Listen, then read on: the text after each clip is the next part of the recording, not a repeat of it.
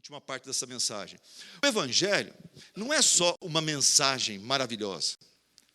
O Evangelho não é só essa mensagem maravilhosa que, se você aprendeu aqui agora, espero que nunca mais vai esquecer. Mas o Evangelho é o poder de Deus para a salvação. E eu quero enfatizar a palavra poder.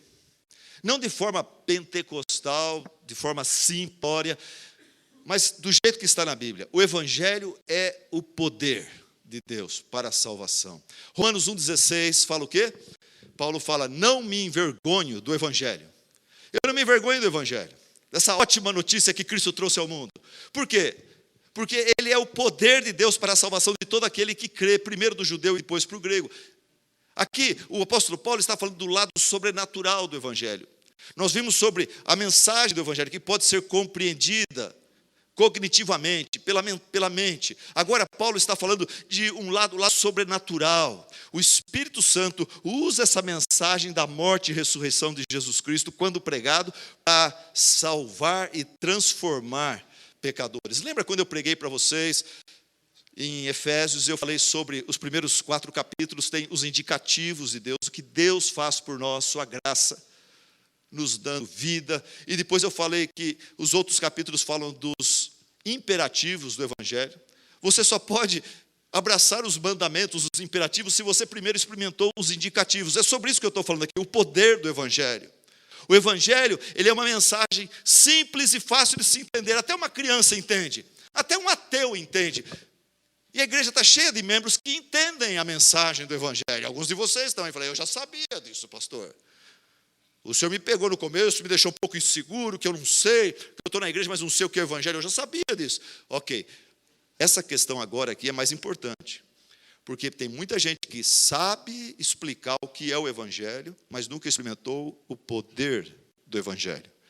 O poder regenerador, transformador do Evangelho. O Evangelho é uma mensagem que até uma criança pode entender e repetir, mas ele também é o poder de Deus para a salvação de todo aquele que crê.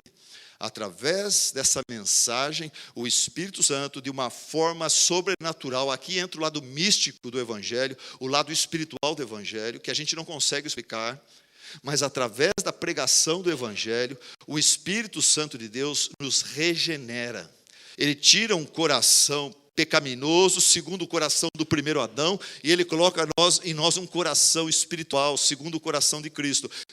É aquela transformação que leva os parentes não crentes a falar: o que aconteceu com esse camarada? Depois que ele começou a ir naquela igreja, ele é outra pessoa agora. O Espírito Santo nos regenera, Deus nos recebe, nos perdoa, nos justifica, nos liberta, nos santifica. Deus, através da pregação do Evangelho, nos batiza e sela com o Espírito Santo da promessa. O Espírito Santo passa a habitar em nós. Deus nos adota na sua família, nos torna co-herdeiros com Cristo. Essa é uma questão judicial também.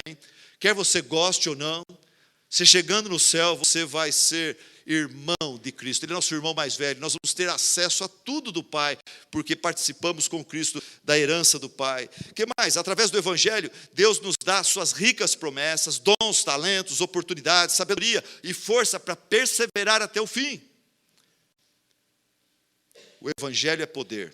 O Evangelho é poder. Eu gosto da carta de Paulo aos primeiros, em 1 Tessalonicenses, quando ele fala: irmãos, eu louvo a Deus porque a minha palavra não chegou entre vós só com palavra, mas chegou em vós com poder. O Evangelho chegou até vocês em poder. O que ele quis dizer com isso? Ele explica mais para frente.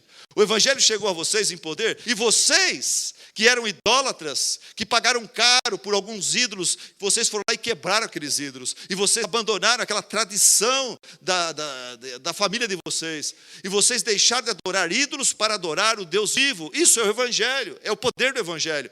Ele gera mudança, transformação no seu jeito de viver. Ele mexe com as coisas mais importantes e mais profundas e sérias dos seus valores, das suas crenças. Eu já falei para vocês, lá em Tupã, uma das últimas pessoas que eu tive o privilégio de discipular e batizar foi um tal de Paulo. O Paulo era um cantor de rock, morou no Japão há muito tempo, formou uma banda de rock lá, ele todo tatuado, ele, sabe, a aparência dele era toda assim de um homem muito, muito mundano. E ele veio a Cristo.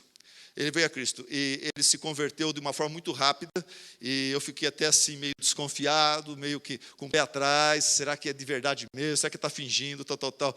Mas olha, ele foi perseverando 6 meses, ele foi perseverando, se batizou, daí foi perseverando mais 1 ano, daí nós estávamos almoçando, um pouco antes de vir para cá, nós estávamos almoçando com ele e com a esposa, a Lilian, e nós estávamos pregando sobre isso daqui, sobre o poder do Evangelho, de transformar vidas. Você sabe que uma pessoa realmente se converteu, não é quando ela se batiza, quando ela faz uma profissão de fé, mas é quando você vê mudança radical na vida dela.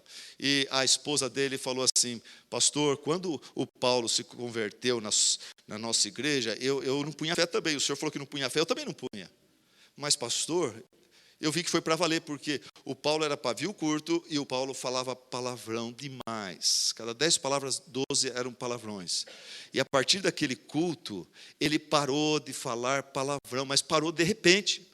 E ele parou de ser pavio curto. E eu comecei até a fazer uns testes, pastor, como esposa. Eu comecei a, apertar os botões nele, que eu sabia que ele costumava explodir quando eu apertava aqueles botões. E pastor, esse homem não briga mais, esse homem não grita mais, esse homem não fala mais palavrões. Poder do Evangelho.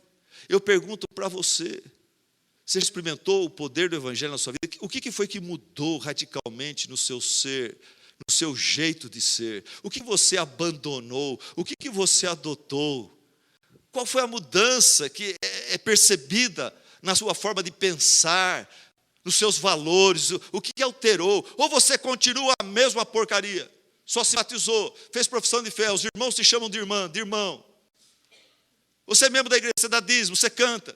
Mas o seu jeitão é o mesmo. Seus valores são os mesmos. Quando você olha para a televisão hoje, é a mesma coisa que você olhava no passado. Você aprecia as mesmas porcarias. O seu apetite não mudou. O Evangelho não é apenas uma mensagem a ser aprendida, mas é um poder a ser experimentado. Essa é a parte principal dessa mensagem. O Evangelho não é só uma mensagem. Eu sei o que é o Evangelho. O que é o Evangelho, pastor? Eu sei, eu preguei, eu sei.